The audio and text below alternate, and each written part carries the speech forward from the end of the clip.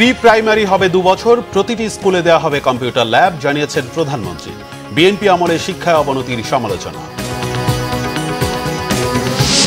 মৃত্যুর সঙ্গে লড়ছেন খালেদা জিয়া, দিল্লির কাছে জিম্মি দেশ, বলেছেন মির্জা ফখরুল। স্ট্যান্ডবাজি করছে বিএনপি, অভিযোগ আওয়ামী লীগের। 14 দিনের আত্মগোপন শেষে ছাগলকাণ্ডের মতিউরের স্ত্রী লাকি নরসিংদীর রায়পুরা উপজেলা কার্যালয়ে। আলোচিত সাদেক এগ্রোতে উচ্ছেদ অভিযান। এনবিআরের প্রথম সচিব কাজী ফয়সাল দম্পতি সহ কয়েকজনের সম্পত্তি ও ব্যাংক অ্যাকাউন্ট জব্দ, সঞ্চয়পত্রের কোটি কোটি টাকা অবরুদ্ধ। বসবাসের অযোগ্য শহরের শীর্ষ তালিকায় আবারও ঢাকা। প্রতি বছর পানির স্তর নামছে 2-3 মিটার, ঘটতে পারে ভূমিধস। দেখছিলেন বিআরবি কেবল সংবাদ শিরোনাম, এবার বিস্তারিত। প্রধানমন্ত্রী শেখ হাসিনা বলেছেন, শিশুদের মেধা মনন বিকাশে প্রাথমিক শিক্ষাকে সুষম, জনকল্যাণমুখী, প্রযুক্তি নির্ভর করা হবে। কম্পিউটার ল্যাব হবে প্রতিটি প্রাথমিক বিদ্যালয়। এছাড়া প্রাক প্রাথমিক শিক্ষা 2 বছর করার পরিকল্পনার কথাও বলেন তিনি। শুধু পাঠ্যপুস্তক নির্ভর নয়, শিশুদের মেধা মনন বিকাশে নতুন শিক্ষাক্রমের পরিকল্পনার কথা বলেন প্রধানমন্ত্রী। বিএনপি শাসনামলে বারবার শিক্ষার হার কমে যাওয়ার কথা উঠে আসে শেখ হাসিনার বক্তব্যে। রকুনুজ্জামানের রিপোর্ট। বৃহস্পতিবার রাজধানীর ওসমানী স্মৃতি মিলনায়তনে প্রাথমিক শিক্ষা সপ্তাহ উদ্বোধন করেন প্রধানমন্ত্রী শেখ হাসিনা। উদ্বোধনী অনুষ্ঠানে শ্রেষ্ঠ প্রাথমিক স্কুল শিক্ষক, প্রধান শিক্ষক, ব্যবস্থাপনা কমিটি সহ বিভিন্ন ক্যাটাগরিতে প্রাথমিক শিক্ষা পদক জয়ী ক্ষুদে শিক্ষার্থীদের হাতে পুরস্কার তুলে দেন প্রধানমন্ত্রী। অনুষ্ঠানে দেয়া বক্তব্যে প্রধানমন্ত্রী প্রাথমিক শিক্ষার উন্নয়নে সরকারের উদ্যোগ, সফলতা তুলে ধরে প্রাথমিক শিক্ষার বিকাশে সরকারের নতুন পরিকল্পনার কথা জানান। যে আমরা একটা সুষম, জনকল্যাণমুখী, সার্বজনীন, মানসম্মত শিক্ষা ব্যবস্থা করতে চাই। আর শুধু ওই কেতাবি বই পড়ে না, এই ছোট ছোট শিশুদের ভিতরে যে মেধা, মনন, সেগুলো তো আমাদের বের করে আনতে হবে, তাদের সুযোগ দিতে হবে। তাদের ভিতরে যে একটা কিছু করার ক্ষমতা আছে, সেটা যাতে বিকশিত হতে পারে, সেই সুযোগটা সৃষ্টি করা দরকার। আর সেদিকে লক্ষ্য রেখেই কিন্তু আমরা শিক্ষার কারিকুলাম আধুনিক প্রযুক্তি জ্ঞানের মধ্যে নিয়ে আসছি প্রত্যেক স্কুলে। ইতিমধ্যে আমাদের লক্ষ্য আছে যে প্রতিটি স্কুলে আমরা কম্পিউটার ল্যাব করে দেবো। প্রথমে এটা মাধ্যমিক থেকে শুরু করেছিলাম, এখন আমাদের লক্ষ্য আমরা প্রাইমারি থেকেই শুরু করে দেবো এবং সেই সাথে প্রি প্রাইমারি আমরা চালু করি। আর প্রি প্রাইমারি 1 বছরের জন্য, এখন আমরা সেটা 2 বছরের জন্য করতে চাচ্ছি। এছাড়া বিএনপি শাসনামলে কিভাবে শিক্ষাক্ষেত্রে বারবার দেশ পিছিয়ে পড়েছিল সে কথাও উঠে আসে প্রধানমন্ত্রীর বক্তব্যে। কিন্তু আমাদের দুর্ভাগ্য হলো যে 5 বছর পরে যখন আবার 2009 সালে সরকার আসি, তখন দেখলাম যে আমাদের সাক্ষরতার হার আবার ওই 65.5 থেকে কমে আবার সেই 44-45-এ নেমে গেছে। কারণ মাঝখানে 8 বছর আওয়ামী লীগ ক্ষমতায় ছিল না, 2001-এ বিএনপি আসে, এরপরে তত্ত্বাবধায়ক সরকার, কাজে ওই অবস্থা দাঁড়ায়। এরপরে আমরা এই 2009 সরকার আসার পর থেকে এখন যে পদক্ষেপ নিয়েছি, তাতে আমাদের সাক্ষরতার হার আমরা আমাদের এই মাত্র কিছুদিন আগে যে হিসাবটা বেরোলো, এর আগে ছিল 76.8 ভাগ, এখন সেটা দেখা যাচ্ছে প্রায় 78 ভাগে উন্নীত হয়ে যাচ্ছে। জাতির পিতার নির্দেশিত পথেই সরকার শিক্ষা ব্যবস্থাকে এগিয়ে নিয়ে যাচ্ছে বলেও জানান প্রধানমন্ত্রী শেখ হাসিনা। পরে ক্ষুদে শিক্ষার্থীদের উপস্থাপনায় মনোজ্ঞ সাংস্কৃতিক পরিবেশনা উপভোগ করেন প্রধানমন্ত্রী। রকুনুজ্জামান, বাংলা ভিশন, ঢাকা। এদিকে পদ্মা সেতু নির্মাণের জন্য নেওয়া ঋণের 7ম ও 8ম কিস্তি পরিশোধ করেছে সেতু কর্তৃপক্ষ। নিজস্ব অর্থায়নে নির্মিত দেশের সর্ববৃহৎ অবকাঠামো পদ্মা সেতু নির্মাণ প্রকল্পের জন্য গৃহীত ঋণের 7ম ও 8ম কিস্তি পরিশোধ করেছে সেতু কর্তৃপক্ষ। দুপুরে গণভবনে প্রধানমন্ত্রী শেখ হাসিনার উপস্থিতিতে অর্থ সচিবের কাছে প্রায় 315 কোটি টাকার চেক হস্তান্তর করেন সড়ক পরিবহন ও সেতুমন্ত্রী ওবায়দুল কাদের। পদ্মা সেতু নির্মাণে ব্যয় হওয়া 32,605 কোটি টাকার পুরোটা সেতু কর্তৃপক্ষকে ঋণ হিসেবে দিয়েছে অর্থ বিভাগ। অর্থ বিভাগের সাথে ঋণ চুক্তি অনুযায়ী 1% সুদ সহ 35 বছরে ঋণের টাকা ফেরত দেবে সেতু কর্তৃপক্ষ। ঋণ পরিশোধের শিডিউল অনুযায়ী প্রতি অর্থ বছরে 4টি কিস্তিতে মোট 140 কিস্তিতে সুদ আসলে অর্থ বিভাগকে ঋণের টাকা পরিশোধ করবে সেতু কর্তৃপক্ষ। মেগা প্রকল্পের আসল পরিশোধের জেরে গত 11 মাসে বৈদেশিক ঋণ পরিশোধে রেকর্ড $3 বিলিয়ন বেশি পরিশোধ করতে হয়েছে সরকারকে। অর্থনৈতিক সম্পর্ক বিভাগ ইআরডি হালনাগাদ প্রতিবেদনে এ তথ্য উঠে এসেছে। প্রতিবেদন বলছে 2023 সালের জুলাই থেকে 2024 সালের মে মাস পর্যন্ত বাংলাদেশ তার বিভিন্ন উন্নয়ন সহযোগীদের কাছে মোট ঋণ পরিশোধ করেছে $3.068 বিলিয়ন। গত অর্থবছরের একই সময়ে সুদ ও আসল মিলিয়ে বাংলাদেশ পরিশোধ করেছিল $2.467 বিলিয়ন। ইআরডি জানায় গত অর্থবছর থেকেই বৈদেশিক ঋণের আসল পরিশোধের চাপ বেড়েছে। আগামী অর্থবছরগুলোতে পরিশোধের পরিমাণ ক্রমান্বয়েই বাড়বে। অন্যদিকে বাংলাদেশকে বাজার ভিত্তিক ঋণের জন্য উচ্চ সুদ পরিশোধ করতে হচ্ছে। বিএনপি মহাসচিব মির্জা ফখরুল ইসলাম আলমগীর বলেছেন, ভারতের কাছে দেশকে পুরোপুরি জিম্মি করে দিয়েছে সরকার। ফ্যাসিবাদের আগ্রাসনের শিকার হয়ে খালেদা জিয়া মৃত্যুর সঙ্গে লড়াই করছেন। বেগম জিয়ার সাজা দীর্ঘায়িত করতেই সাজা স্থগিতের চালাকির আশ্রয় নিয়েছে সরকার। আরো জানাচ্ছেন জাহাঙ্গীর আকন্দ। বিএনপি চেয়ারপারসন বেগম খালেদা জিয়ার মুক্তির দাবিতে নয়াপল্টনের কেন্দ্রীয় কার্যালয়ের সামনে মানববন্ধন করে নারী ও শিশু অধিকার ফোরাম। এতে বিএনপির মহাসচিব মির্জা ফখরুল ইসলাম আলমগীর বলেন, চিকিৎসকরা উন্নত চিকিৎসার জন্য বেগম খালেদা জিয়াকে বিদেশ নেওয়ার সুপারিশ করলেও প্রতিহিংসার কারণে সরকার তাকে বিদেশে যেতে দিচ্ছে না। সেই গণতন্ত্রের জন্যই আজকে দীর্ঘদিন ধরে তিনি সংগ্রাম করছেন এবং কারাগারে রয়েছেন, এখন বন্দী অবস্থায় আছেন। প্রতিদিনই তাকে মৃত্যুর সঙ্গে লড়তে হয়। এখানে আরেকটা চালাকি আছে, 6 মাস করে সাজা স্থগিত করছে। তার মানে সাজা কিন্তু কমছে না, সেই সাজা আবার যুক্ত হবে ভবিষ্যতে যখন তাদের প্রয়োজন হবে। এটাকে আরেকটা খেলা, অর্থাৎ আরো বেশি দীর্ঘায়িত করা হবে। আজকে দেশের বেগম খালেদা জিয়ার গণতন্ত্র, এ দুটো সিনোনিমাস এক, এটাকে পার্থক্য করা যাবে না। যদি দেশের নেত্রীকে আমরা মুক্ত করতে পারি, গণতন্ত্রকে মুক্ত করতে পারবো। মির্জা ফখরুল বলেন, ভারত সীমান্তে বাংলাদেশিদের হত্যা করা হলেও এসব বিষয়ে কোনো কথাই বলেননি প্রধানমন্ত্রী। জনগণের স্বার্থের বাইরে কাজ না করতে সরকারের প্রতি আহ্বান জানান মির্জা ফখরুল।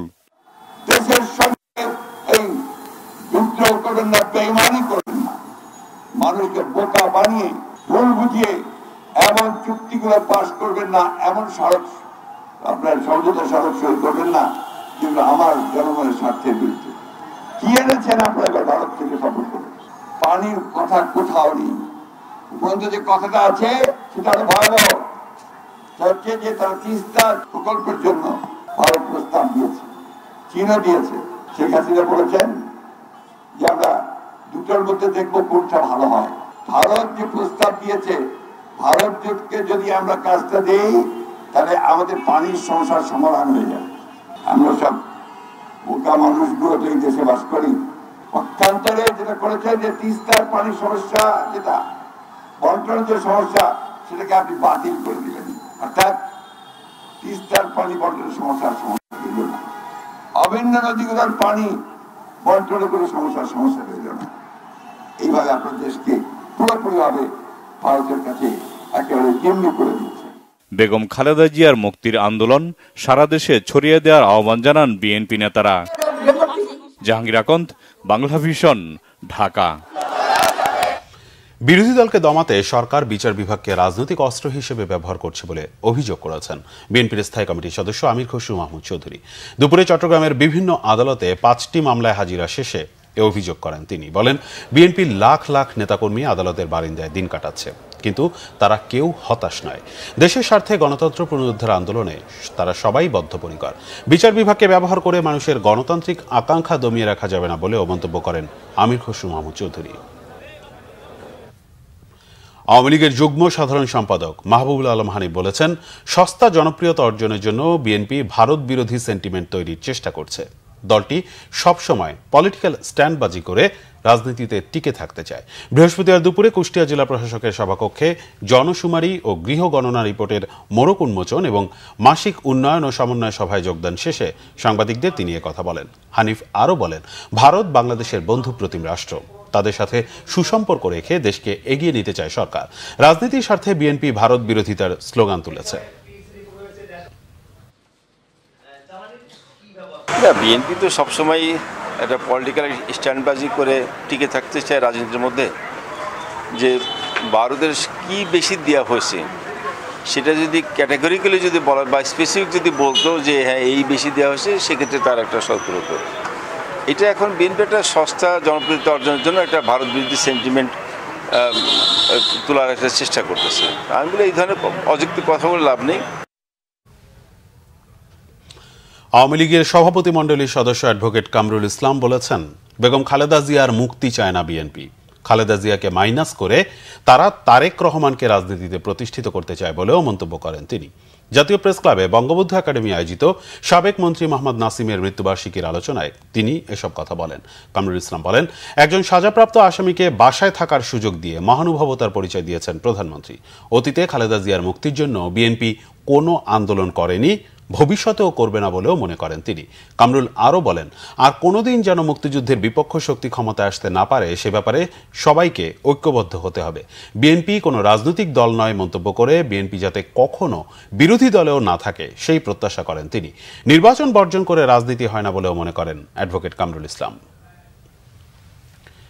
অবশেষে খোঁজ মিলল ছাগলকাণ্ডে আলোচিত জাতীয় রাজস্ব বোর্ডের সদ্য সাবেক সদস্য মতিউর রহমানের প্রথম স্ত্রী নরসিংদীর রায়পুরার উপজেলা চেয়ারম্যান লায়লা কানিজ লাকির।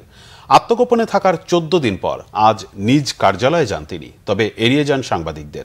স্বামীর মতো অবৈধ সম্পদের পাহাড় গড়ার অভিযোগ রয়েছে তার বিরুদ্ধেও। নরসিংদী প্রতিনিধি লক্ষণ বর্মনের তথ্য ছবিতে ডেস্ক রিপোর্ট। ছাগলকাণ্ড ভাইরাল হওয়ার পর থেকে আত্মগোপনে যান সদ্য সাবেক রাজস্ব বোর্ড কর্মকর্তা মতিউর রহমানের প্রথম স্ত্রী নরসিংদীর রায়পুরা উপজেলা চেয়ারম্যান লায়লা কানিজ লাকি। 14 দিন পর বৃহস্পতিবার উপজেলা পরিষদ কার্যালয়ে আসেন তিনি। সকাল 11টা থেকে দুপুর 1টা পর্যন্ত অংশ নেন আসন্ন এসএসসি পরীক্ষা এবং Bangabandhu gold cup football tournament সম্পর্কিত দুটি প্রস্তুতি সভায়। তবে সেখানে সাংবাদিকদের উপস্থিতি চাননি লাকি। এ সময় অফিসের বাইরে তার বিপুল সংখ্যক কর্মী সমর্থক উপস্থিত ছিলেন। সভা শেষে বের হলে সাংবাদিকরা কথা বলতে চাইলেও এড়িয়ে যান তিনি। ঈদুল আজহার 3 দিন আগে সর্বশেষ অফিস করেন লায়লা কানিজ। ছাগলকাণ্ডের পর থেকেই উপজেলা চেয়ারম্যান লায়লা কানিজ জনসম্মুখে আসেননি। বিভিন্ন মাধ্যমে যোগাযোগের চেষ্টা করা হলেও পাওয়া যায়নি তাকে। সরকারি তিতুমির কলেজের সহযোগী অধ্যাপকের চাকরি ছেড়ে 2022 সালে স্থানীয় এক নেতার হাত ধরে রাজনীতিতে আসেন লাকি। এসেই বিনা প্রতিদ্বন্দ্বিতায় হন রায়পুরা উপজেলা পরিষদের চেয়ারম্যান। আছেন জেলা আওয়ামী লীগের ত্রাণ ও সমাজ কল্যাণ বিষয়ক সম্পাদকের দায়িত্বেও। স্বামীর মতো তার বিরুদ্ধেও রয়েছে জোর করে জমি দখলের নানা অভিযোগ। Bangla vision news desk. জাতীয় রাজস্ব বোর্ডের এনবিআর এর প্রথম সচিব কাজী আবু মাহমুদ ফয়সালের নামে বেনামে থাকা সব স্থাবর সম্পত্তি জব্দ ও ব্যাংক হিসাব অবরুদ্ধ করার নির্দেশ দিয়েছে আদালত। দুর্নীতি দমন কমিশনের আবেদনের প্রেক্ষিতে বৃহস্পতিবার ঢাকা মেট্রোপলিটন সিনিয়র স্পেশাল জজ মোহাম্মদ আসামস জগলুল হোসেনের আদালত এ আদেশ দেন। আবেদনের প্রেক্ষিতে কাজী আবু মাহমুদ ফয়সাল সহ 14 জনের 87টি ব্যাংক অ্যাকাউন্ট হিসেবে থাকা 6,96,00,000 টাকা ফ্রিজ করেছে আদালত। পাশাপাশি ফয়সাল সহ 7 জনের নামে থাকা 15টি সঞ্চয়পত্রে থাকা 2,55,00,000 টাকা অবরুদ্ধ করা হয়েছে। ফয়সালের স্ত্রী আফসানা সহ 4 জনের নামে থাকা স্থাবর সম্পদ জব্দ করা হয়েছে। দুদকের পক্ষ থেকে আবু মাহমুদ ফয়সালের সম্পদের বিস্তারিত বিবরণ আদালতের কাছে তুলে ধরা হয়েছে। এতে বলা হয়, দুর্নীতির মাধ্যমে অর্জিত আয়ের উৎস গোপনের জন্য নিজের নাম সহ আত্মীয় স্বজনের নামে 27টির বেশি হিসাব খোলেন তিনি। উদ্দেশ্য অপরাধ লব্ধ আর উৎস গোপন করা। ছাগলকাণ্ডে আলোচিত সাদেক অ্যাগ্রোর খামার সহ বেশ কিছু অবৈধ স্থাপনা উচ্ছেদ করেছে উত্তর সিটি কর্পোরেশন। সাদেক অ্যাগ্রোর পক্ষে কয়েকজন দাবি করেন, খালের অবৈধ জায়গার ব্যাপারে তারা কিছুই জানতেন না। সিটি কর্পোরেশনের নির্বাহী ম্যাজিস্ট্রেট বলেন, আইন মেনে রামচন্দ্র খালের অবৈধ স্থাপনা উচ্ছেদ করা হয়েছে। আরো জানাচ্ছেন দীপন দেওয়ান। ঈদুল আজহায় সাদিক এগ্রোর 15 লাখ টাকার ছাগল কেনার ভিডিও প্রকাশের পর সামাজিক যোগাযোগ মাধ্যমে শুরু হয় সমালোচনা। ছাগল ক্রেতা ইফাতের সূত্র ধরে বেরিয়ে আসে এনবিআর কর্মকর্তা মতিউর রহমানের দুর্নীতির ফিরিস্তি। এই স্রোতে বেরিয়ে আসতে থাকে সাদিক এগ্রোর মালিক ইমরান হোসেনের বিভিন্ন অপকর্মের ঘটনা। রামচন্দ্র খালের অবৈধ স্থাপনা উচ্ছেদের খবর পেয়ে বৃহস্পতিবার সকাল থেকেই টিনের ঘর, রিকশার গ্যারেজ সহ বিভিন্ন স্থাপনা সরিয়ে নিতে থাকে লোকজন। এ সময় তারা বলেন, ঘর ভাড়া ও বিদ্যুৎ বিল তাদের কাছ থেকে আদায় করত স্থানীয় আওয়ামী লীগ নেতারা। এইসব ভাই কথা কইছে আর ওই পাশের মুক্তাফা কথা কইছে। না, আওয়ামী লীগের মানে হারা কাগজ করে যা বিদ্যুৎ আলারা কাইটা দিত আমরা হ্যাগো কাছে কয়ে রয়েছি বা আমরা তো গরিব মানুষ আমগো তো এখানে কাগজপত্র নাই গা কিছু নাই গা, তাহলে যেহেতু বিদ্যুতের টাকা এই জায়গার এক লোক নিত ওরা তো এতখানে এখানে খারাপ দেখছে এখন দেখি না। ওর নাম হইল খোকন। সকাল 10টায় উচ্ছেদ অভিযান শুরু হওয়ার কথা থাকলেও উত্তর সিটি কর্পোরেশনের ঊর্ধ্বতন কর্মকর্তারা ঘটনাস্থলে আসেন বেলা 12টায়। পরে কাগজপত্র অনুযায়ী সাদেক এগ্রোর অফিস ও ছাগলের খামার উচ্ছেদ শুরু হয়। এক পর্যায়ে সাদেক এগ্রোর কয়েকজন কর্মকর্তা বলেন, কোনো চিঠি না দিয়ে অলৌকিক ক্ষমতা বলে উচ্ছেদ করছে সিটি কর্পোরেশন। সাদেক এগ্রো তো ল্যান্ড ওনার থেকে ভাড়া নিছে, ল্যান্ড তো সাদেক এগ্রোর না। এখানে যতগুলো প্রতিষ্ঠান আছে সাদেক এগ্রোর ঘর আছে, একটা তো সাদেক এগ্রোর না। আমরা তো জানি না যেটা ভেঙে ফেলবো, কারণ আমরা তো আছি ভাই, এখানে তো আমাদের স্থাপনা, আমাদের স্থাপনা তো বাড়িওয়ালার। আমরা এখানে যেহেতু আমাদের মালামাল আছে, তো আমাদের মালামাল আমাদেরকে করবে না। 10টা মিনিট সময় দেন, 10টা মিনিট সময় দিল না। ভাই কেন? এটা নিশ্চয়ই কোনো চাল আছে, এই চাল করে কোনো কিছু হবে না, সাদেক এগ্রোর কিছুই হবে না। সাদেক এগ্রোর পেছনে থাকা রিক্সা গ্যারেজ ও ঘর বুলডোজার দিয়ে দুমড়ে মুচড়ে দেয় উচ্ছেদ অভিযানে থাকা কর্মীরা। এ সময় সিটি কর্পোরেশনের কর্মকর্তারা বলেন, জোর করে কোনো কিছু উচ্ছেদ করা হচ্ছে না। খামারের মালিককে আমরা আগে সতর্ক করেছি, চিঠি দিয়েছি, ঈদের আগেও বলেছি বৈধভাবে এটা উচ্ছেদ করা হচ্ছে। এখানে কোনো অলৌকিক ক্ষমতা, এখানে কোনো ইন্টেনশনালি কোনো কিছু করা হচ্ছে না। খালের জায়গা দখলমুক্ত করতে এ ধরনের অভিযান চলমান থাকবে বলেও জানায় উত্তর সিটি কর্পোরেশন। দীপন দেওয়ান, বাংলা ভিশন, ঢাকা। দেশে দুর্নীতির পরিমাণ আগের চেয়ে যথেষ্ট কমেছে বলে দাবি করেছেন স্থানীয় সরকার পল্লী উন্নয়ন ও সমবায় মন্ত্রী তাজুল ইসলাম। বলেছেন, দুর্নীতিকে প্রশ্রয় না দেওয়ার লক্ষ্য নিয়ে কাজ করতে হবে। বৃহস্পতিবার সচিবালয়ে স্থানীয় সরকার বিভাগের সাথে আওতাধীন দপ্তর ও সংস্থার 2024-25 অর্থ বছরের বার্ষিক কর্মসম্পাদন চুক্তি সই অনুষ্ঠানে একথা বলেন তিনি। মন্ত্রী বলেন, সরকার দুর্নীতিকে প্রশ্রয় দেয় না, এর খোঁজ পেলে কঠোর ব্যবস্থা নেওয়া হচ্ছে। দুর্নীতি বরদাস্ত না করার অঙ্গীকার করে তিনি বলেন, উন্নয়ন বাধাগ্রস্ত হয় এতে। চাকরিরত অবস্থায়ও অনেক কর্মকর্তার বিরুদ্ধে দুর্নীতির জন্য ব্যবস্থা নেওয়া হয়। তাজুল ইসলাম বলেন, দুর্নীতির বিরুদ্ধে যুক্তরাষ্ট্র, জাপান সবাই যুদ্ধ করে, তাই কেউ বলতে পারবে না উন্নত দেশে দুর্নীতি নেই। সাদেক এগ্রোর বিরুদ্ধে এতদিন পরে অভিযান কেন, এমন প্রশ্নের জবাবে মন্ত্রী বলেন, যখন যেটা নজরে আসে তখন সে ব্যাপারে ব্যবস্থা নেওয়া হয়। জলাবদ্ধতা প্রসঙ্গে তিনি বলেন, ঢাকায় আগের চেয়ে জলাবদ্ধতা অনেক কমেছে, তবে বিচ্ছিন্নভাবে এখনও কিছু স্থানে জলাবদ্ধতা হয় বলে স্বীকার করেন তিনি।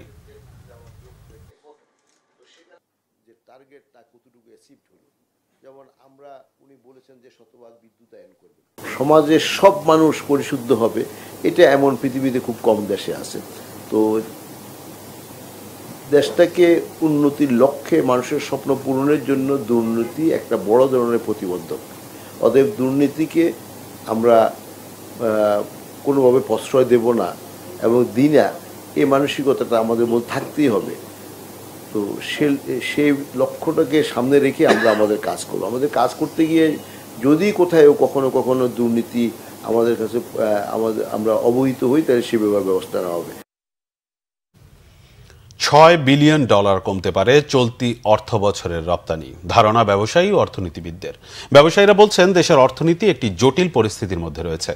দাম বাড়িয়েও কারখানা পর্যায়ে সরকার প্রয়োজনীয় গ্যাস, বিদ্যুৎ নিশ্চিত করতে পারেনি।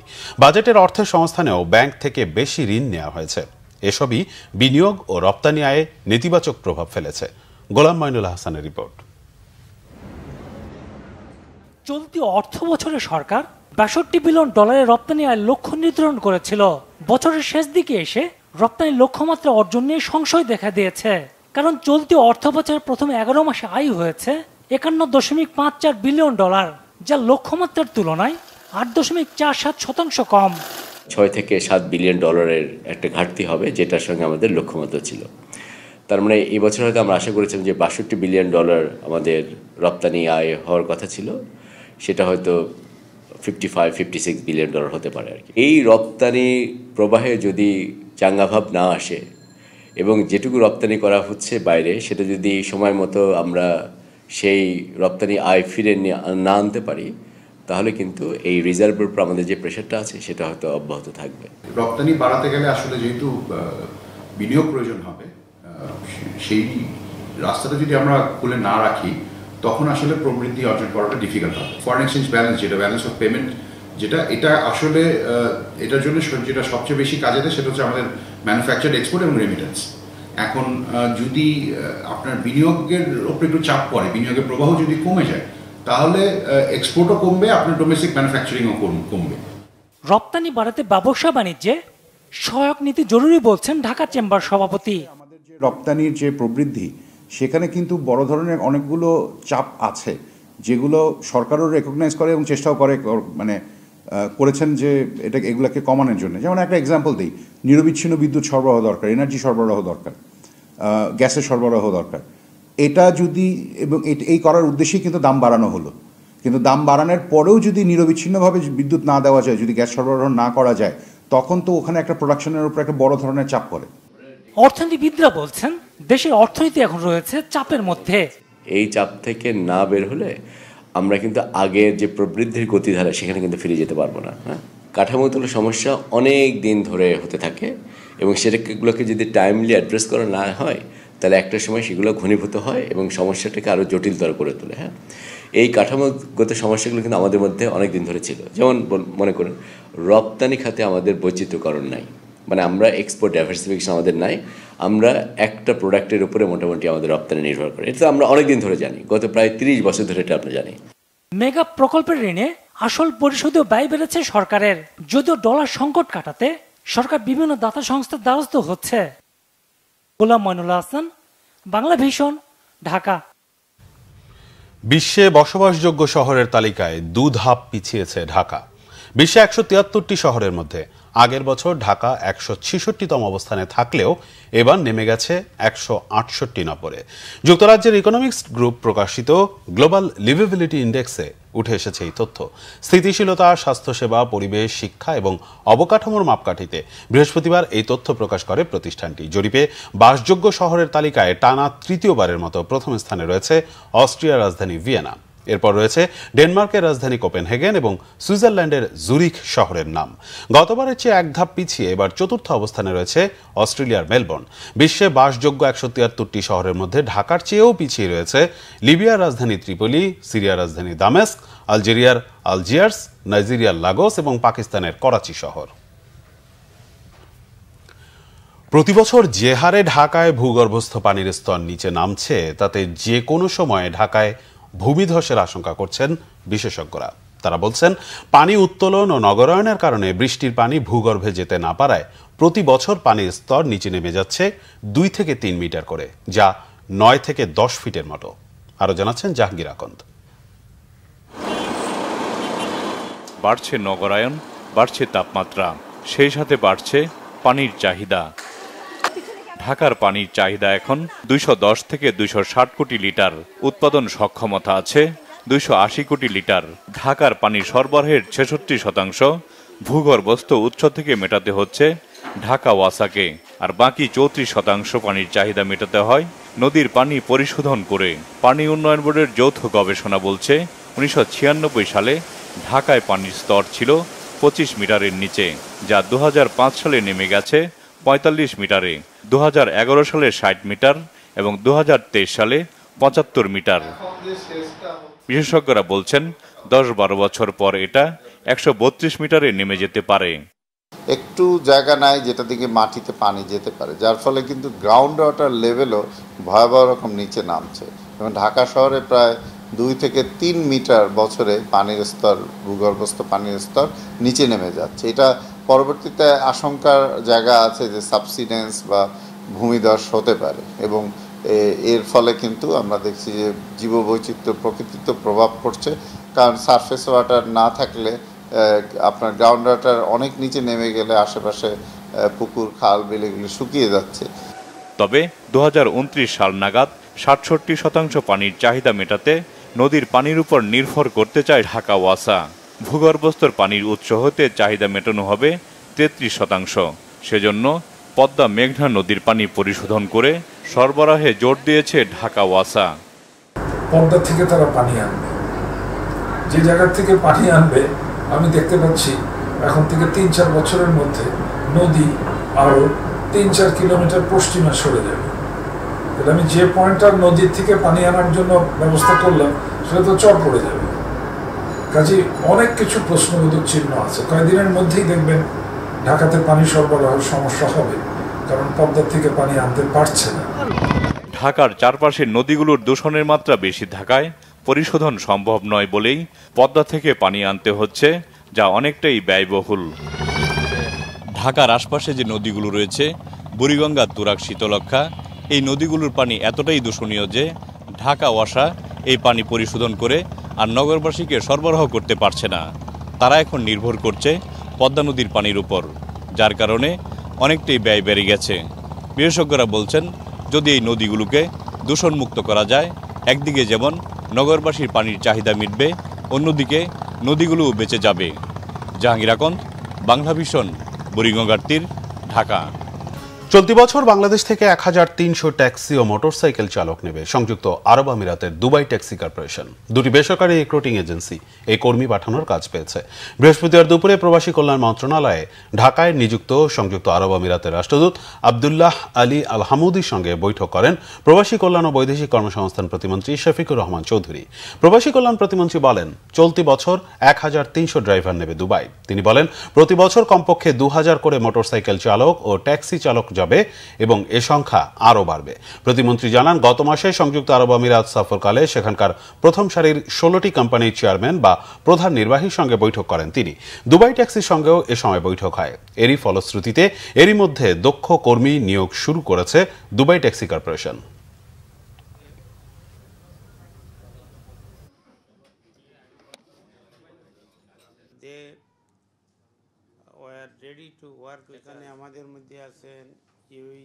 বাংলাদেশ থেকে তারা এখন ট্যাক্সি ড্রাইভার নিবে, মোটরসাইকেলিস্ট নিবে এবং বৎসরে অন্ততপক্ষে কমপক্ষে 2000 একটা অর্গানাইজেশন এইভাবে অন্যান্য সংগঠন নিতেছে।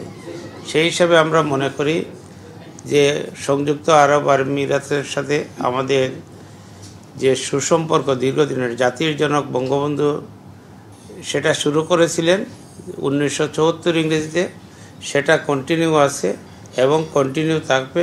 আরও প্রফেশনাল, আরও বিভিন্ন সেক্টরে আমরা মানুষ পাঠানোর ব্যবস্থা করতেছি।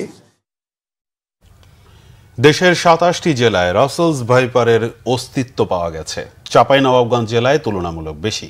এমন তথ্য উঠে এসেছে একটি গবেষণায়। তবে এ নিয়ে বিচলিত না হয়ে সতর্ক থাকার পাশাপাশি কাউকে রাসেলস ভাইপার কামড় দিলে দ্রুত হাসপাতালে নেওয়ার পরামর্শ দিয়েছেন স্বাস্থ্যমন্ত্রী ডাক্তার সামন্তলাল সেন। রিপোর্ট আসমা আক্তার নুপুরের। সাম্প্রতিক বহুল আলোচিত রাসেলস ভাইপার নিয়ে বৃহস্পতিবার দুপুরে বঙ্গমাতা শেখ ফজিলাতুন্নেসা মুজিব কনভেনশন হলে আলোচনা সভার আয়োজন করা হয়। আলোচনায় উঠে আসে রাসেলস ভাইপার সহ অন্যান্য সাপ ধ্বংসের কুফল। বক্তারা বলেন, দেশে 80 প্রজাতির সাপ আছে। মিডিয়ায় প্রচারের কারণে রাসেলস ভাইপার এখন সেলিব্রিটি। 2010 সালের গবেষণায় প্রায় বিলুপ্ত হওয়া সাপটি বন্যার পানিতে বাংলাদেশে ভেসে এসেছে বলে ধারণা তাদের। কয়েকদিনের মধ্যেই রাসেলস ভাইপার একটা সেলিব্রিটি সাপ হয়ে গেল। কিন্তু আসল ঘটনাটা কি, সত্যিকার অর্থে এই রাসেলস ভাইপার সাপের কামড়ের চেয়েও প্রতিদিন বা প্রতি বছরে অনেক বেশি লোক মারা যায় হচ্ছে যে অন্য সাপের কামড়ে। 2013 সালের আগে পর্যন্ত কিন্তু কোনো রিপোর্ট ছিল না যে রাসেল ভাইপার এনভেনোমিশন হয়েছে বা বাইট হয়েছে। তাহলে এই যে হঠাৎ করে 2013 সালে এই বাইট শুরু হলো কেন? একটা সাপ বা একটা প্রাণী বংশবিস্তার তখনই করতে পারবে যখন হচ্ছে তার চারপাশে প্রচুর পরিমাণ খাদ্য থাকবে। এই ফুড অ্যাবিলিটি তাদের বেড়ে গেছে। এই কারণেই হচ্ছে যে হয়তো এটা সংখ্যায় আস্তে আস্তে বাড়তে থাকলো। ইঁদুরের মধ্যে হারবার করে অনেক ধরনের জীবাণু, অনেক ধরনের ভাইরাস, প্লেগ থেকে শুরু করে ভয়াবহ সব জীবাণু ইঁদুরের মধ্যে থাকে। যেখানে সাপ এগুলি খেয়ে ফেলার ফলে ইঁদুর তো একদম ঘরের মধ্যে নিশ্চিন্তে আপনার আসতে পারে। সেই জন্য ইকোলজিক্যাল ব্যালেন্স কিন্তু সাপ তৈরি করে। সাপের বিরুদ্ধে বিপ্লব না করে আমরা মনে হয় যথাযথ চিকিৎসা ব্যবস্থাটা আমরা পৌঁছে দিয়েছি। প্রত্যেকটা উপজেলায় অ্যান্টিভেনম অ্যাভেলেবল করা হয়েছে এবং উপজেলা পর্যায়ে মেডিসিন বিশেষজ্ঞরা যথাযথ চিকিৎসা দিতে পারেন। সিমটোমেটিক এবং সাপোর্টিভ ট্রিটমেন্ট তারা দিচ্ছেন। রাসেলস ভাইপার নিয়ে আতঙ্কিত না হয়ে সতর্ক থাকার পরামর্শ দেন স্বাস্থ্যমন্ত্রী ডাক্তার সামন্তলাল সেন। প্রতিটি হাসপাতালে অ্যান্টিভেনম রাখা নিশ্চিত করতে বলেন। ভুল তথ্য গিয়েছিল মানুষের কাছে যে ভ্যাকসিন নাই, রোগী মারা গেছে। দয়া করে প্লিজ এই ভুল তথ্যগুলো দিবেন না। ভুল তথ্য দিলে মানুষ আতঙ্কিত হয়।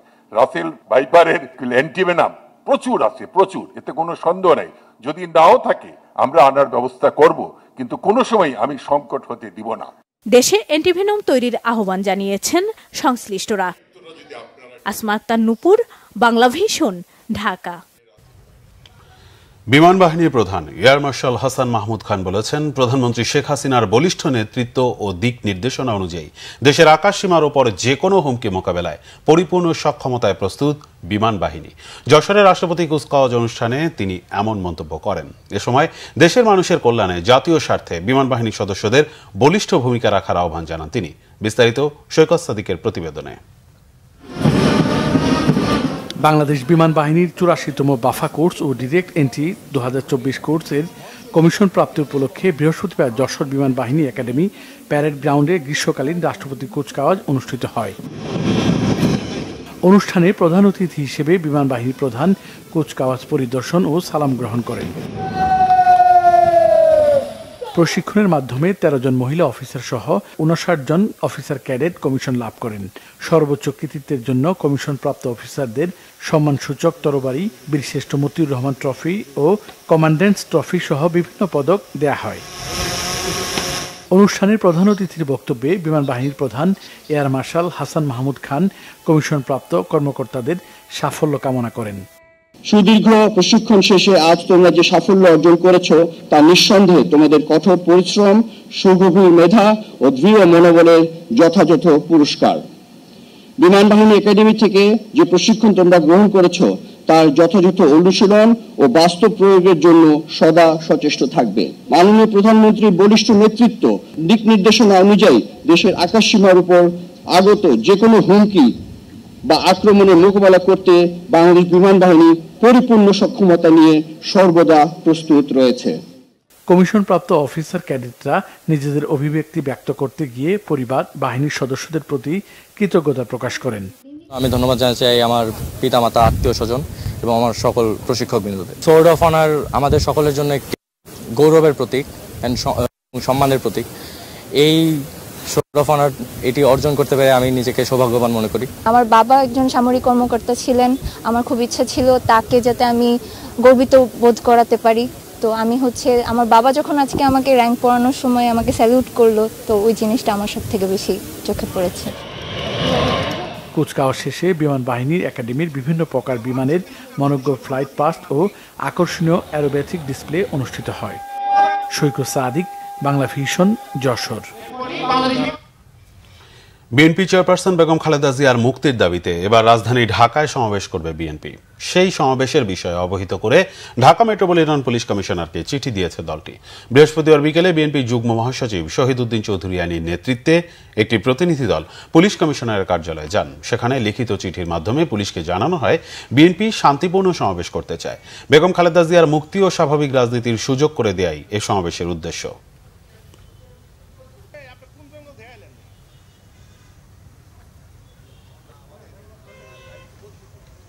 আমরা আগামী 29 জুন শনিবার বিকালবেলায় দলের কেন্দ্রীয় কার্যালয়ের সামনে এই সমাবেশ করব এবং আমাদের দৃঢ় বিশ্বাস প্রশাসন আমাদেরকে সহযোগিতা করার আশ্বাস দিয়েছেন এবং আমাদের দলের ঢাকা সিটিতে আশেপাশে যারা রয়েছেন সবাই অংশগ্রহণ করবেন এবং মিছিলের নগরীতে পরিণত হবে।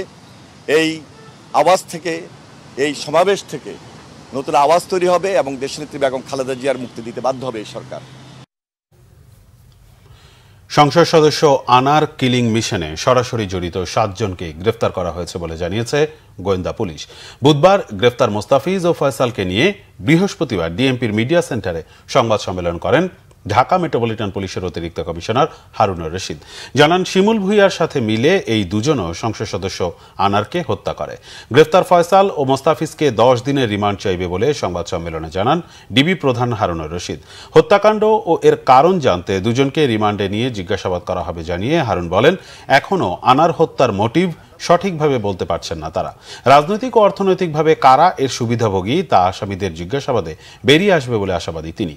আর মাস্টারমাইন্ড শাহিনকে আইনের আওতায় আনতে ইন্টারপোলের সহায়তা চাওয়া হবে বলেও জানান হারুন। বিচার বহির্ভূত হত্যা ও গুমের ঘটনা বিশ্বের কাছে বাংলাদেশকে কলঙ্কিত করেছে। মার্কিন যুক্তরাষ্ট্রের নিষেধাজ্ঞার পর সেই অপরাধ কিছুটা কমলেও এখন ভিন্ন কৌশলে মানবাধিকার লঙ্ঘিত হচ্ছে বলে মন্তব্য করেছেন মানবাধিকার কর্মী নূর খান। হিউম্যান রাইটস সাপোর্ট সোসাইটির 10ম সম্মেলন উপলক্ষে বিশ্ব সাহিত্য কেন্দ্রে আয়োজিত অনুষ্ঠানে একথা বলেন তিনি। নূর খান বলেন, রাজনৈতিক অস্থিতিশীল পরিস্থিতির সময় আইন শৃঙ্খলা বাহিনীর কিছু সদস্য নানা ধরনের অপরাধে জড়িত হয়। এসব বিষয়ে রাষ্ট্রকে পদক্ষেপ নিতে হবে বলেও মনে করেন মানবাধিকার কর্মী নূর খান। অনুষ্ঠানে আলোচকরা বলেন, দেশের মানুষের ভোটের অধিকার ও মানবাধিকার রক্ষায় তরুণ সমাজকে এগিয়ে আসতে হবে। যেখানেই মানবাধিকার লঙ্ঘিত হবে সেখানেই মাঠে নেমে তরুণ যুবকদের ভূমিকা রাখতে হবে। বিএনপির ভাইস চেয়ারম্যান বরকতুল্লাহ বুলু বলেছেন, দেশের স্বাধীনতা সার্বভৌমত্ব হুমকিতে ফেলেছে সরকার। বৃহস্পতিবার রাজধানীর শিশু কল্যাণ পরিষদ মিলনায়তনে জিয়াউর রহমান সমাজ কল্যাণ পরিষদের উদ্যোগে সাবেক বেগম খালেদা জিয়ার সুস্থতা কামনায় দোয়া মাহফিলে তিনি কথা বলেন। অনুষ্ঠানে প্রধান বক্তা ছিলেন বিএনপির আরেক ভাইস চেয়ারম্যান শামসুজ্জামান দুদু। তিনি আক্ষেপ করে বলেন, বেগম খালেদা জিয়ার মুক্তির জন্য রাজপথে কর্মসূচি দিতে হচ্ছে। এর চেয়ে দুঃখজনক ঘটনা, হৃদয় বিদারক ঘটনা বাংলাদেশে আর নেই। নতুন আন্দোলনের মাধ্যমে সরকারের পতন ঘটিয়ে বেগম জিয়াকে মুক্ত করার প্রত্যয় জানান তিনি। বক্তব্য রাখেন বিএনপির যুগ্ম মহাসচিব ইমরান সালেপ্রি সহ অন্য নেতারা।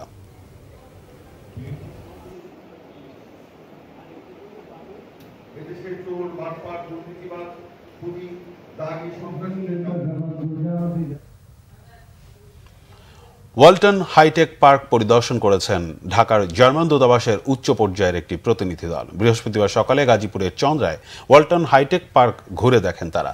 তাদের স্বাগত জানান ওয়ালটন হাইটেক ইন্ডাস্ট্রিজ পিএলসির অ্যাডিশনাল ম্যানেজিং ডিরেক্টর ও chief finance officer Ziaul Alam, deputy managing director Yusuf Ali ও ওয়ালটন এসির chief business officer Mohammad Tanvir Rahman.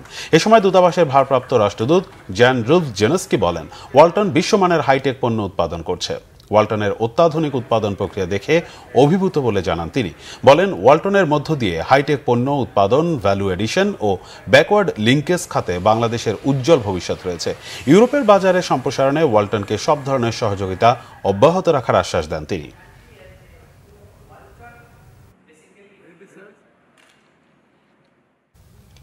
শুরু হয়েছে 7 দিনের দ্বিতীয় শিশু চিত্রকলা প্রদর্শনী।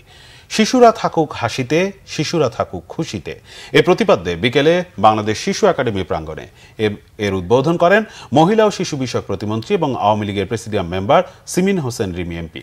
এ সময় তিনি বলেন, শিশুদের মেধা মনন বিকাশে সঠিক পরিচর্যার প্রয়োজন। শিশুদের সুন্দর ভবিষ্যৎ গড়তে চিত্রকলা শিক্ষার গুরুত্ব অপরিসীম। সারা দেশ থেকে পাঠানো 4500টিরও বেশি ছবির মধ্যে বাছাই করে সেরা 100টি ছবি নিয়ে এই প্রদর্শনী চলবে 3 জুলাই পর্যন্ত। বাংলাদেশ শিশু একাডেমির মহাপরিচালক আনজিল লিটন, এমিরেটাস অধ্যাপক শিল্পী রফিকুন নবী, অধ্যাপক সৈয়দ আবুল বারাক আলভি সহ অন্যরা এতে উপস্থিত ছিলেন। টি-20 বিশ্বকাপে এক আসরে সবচেয়ে বেশি 17 উইকেট নেওয়ার রেকর্ড গড়েছেন ফজল হক ফারুকী। শুধু ফারুকীই নন, আফগানিস্তানের ওপেনার রহমতুল্লাহ গুরবাজ ব্যাটিংয়ে এ পর্যন্ত সবার উপরে। আর দল হিসেবে প্রথমবার সেমিফাইনালে উঠে ফাইনালের স্বপ্ন পূরণ করতে না পারলেও এই বিশ্বকাপের বিস্ময় আফগানিস্তানি। এবার টি-20 বিশ্বকাপে গ্রুপ পর্বে পাকিস্তানকে হারিয়ে বিস্ময় উপহার দিয়ে সুপার 8-এ উঠেছিল যুক্তরাষ্ট্র। অন্যতম স্বাগতিক দেশটির এমন সাফল্যে সারা পড়ে গিয়েছিল বিশ্বকাপে। যদিও সুপার 8-এ হতাশই করেছে যুক্তরাষ্ট্র, বরং এই বিশ্বকাপের বিস্ময় বলতে গেলে এখন আফগানিস্তানকেই বলতে হচ্ছে। কারণ দলগত ও ব্যক্তিগত পারফরমেন্সে আফগানরা মনে রাখার মতো ইতিহাস গড়েছে। গ্রুপে নিউজিল্যান্ড, সুপার 8-এ অস্ট্রেলিয়া ও বাংলাদেশকে হারিয়ে প্রথমবার বিশ্বকাপে সেমিফাইনালে খেলা এবং সাথে তাদের ক্রিকেটারদের ব্যক্তিগত নৈপুণ্যে সবাইকে ছাড়িয়ে গেছে। রহমতুল্লাহ গুরবাজ এই বিশ্বকাপে 8 ম্যাচে 281 রান, ব্যাটিংয়ে সবার উপরে। তাকে টপকাতে হলে ডি কককে ফাইনালে 78 রান করতে হবে। এছাড়া রোহিত শর্মারও সুযোগ আছে গুরবাজকে ছাড়িয়ে যাবার। ভারত যদি ফাইনালে খেলে তাতে 2 ম্যাচে রোহিতকে 91 রান করতে হবে। ইংল্যান্ডের জস বাটলার ও ফিল স্টলের সুযোগ আছে গুরবাজকে টপকে যাবার, কিন্তু তাদেরও 100-র মতো রান করতে হবে। বোলিংয়ে ওয়ানেন্দু হাঙ্গাসারার 16 উইকেটের রেকর্ড ভেঙে 17 উইকেট নিয়ে ফারুকী শুধু এবারই নয়, টি-20 বিশ্বকাপেই নতুন ইতিহাস গড়েছেন। এছাড়া রশিদ খান ও নভিনুল হক শীর্ষ 5 বোলারের তালিকায় আছেন। 15 উইকেট নিয়ে দ্বিতীয় স্থানে আছেন ভারতের আশাদীপ। তবে ভারত ফাইনালে খেললে আশাদীপেরও সেরা বোলার হবার সুযোগ আছে। সংবাদ শেষ করব বিআরবি কেবল শিরোনামগুলো আরেকবার জানিয়ে। প্রি প্রাইমারি হবে 2 বছর, প্রতিটি স্কুলে দেওয়া হবে কম্পিউটার ল্যাব, জানিয়েছেন প্রধানমন্ত্রী। বিএনপি আমলে শিক্ষায় অবনতির সমালোচনা। মৃত্যুর সঙ্গে লড়ছেন খালেদা জিয়া, দিল্লির কাছে জিম্মি দেশ বলেছেন মির্জা ফখরুল। স্ট্যান্ডবাজি করছে বিএনপি, অভিযোগ আওয়ামী লীগের। 14 দিনের আত্মগোপন শেষে ছাগলকাণ্ডের মতিউরের স্ত্রী লাকি নরসিংদীর রায়পুরা উপজেলা কার্যালয়ে। আলোচিত সাদেক এগ্রোতে উচ্ছেদ অভিযান। এনবিআর এর প্রথম সচিব কাজী ফয়সাল দম্পতি সহ কয়েকজনের সম্পত্তি ও ব্যাংক অ্যাকাউন্ট জব্দ, সঞ্চয়পত্রের কোটি কোটি টাকা অবরুদ্ধ। বসবাসের অযোগ্য শহরের শীর্ষ তালিকায় আবারও ঢাকা। প্রতি বছর পানির স্তর নামছে 2-3 মিটার, ঘটতে পারে ভূমিধস। এই ছিল এখনকার মতো, পরের সংবাদ রাত 1টায়। এর আগে 9টায় রয়েছে রাত 1টায়। এছাড়া বাংলাভিশন সংবাদ ও সংবাদ সংশ্লিষ্ট অনুষ্ঠান দেখতে ভিজিট করুন www.bvnews24.com ও facebook.com/বাংলাভিশন নিউজে এবং সাবস্ক্রাইব করুন youtube.com/বাংলাভিশন নিউজ। ধন্যবাদ।